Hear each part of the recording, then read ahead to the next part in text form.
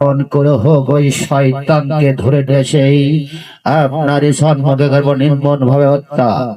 আর সেই সময় হব আমি এই রূপনগরের নবাব, আর তুমি হবে প্রধান সেনাপতি।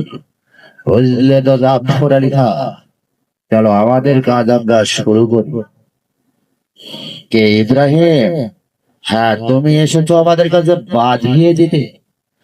না সেনাপতি সাহেব, আপনাকে স্মরণ করে দিতে ভুলে গেছেন সেই অতীতের কথা।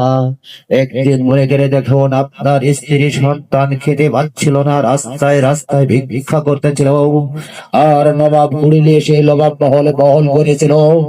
আর নবাব পরে তার স্ত্রী পুত্র কথা হত্যা করতে ইব্রাহিম পেরে যা বলছি। যাচ্ছি, যাবার আগে একটা কথা বলে যাচ্ছি, এই নবাব মহলে প্রতিবাদ করার কেউ যদি না থাকে, আমি সুলাইমান সরকার চুপ করে বসে থাকছো না, মনে থাকে যেন।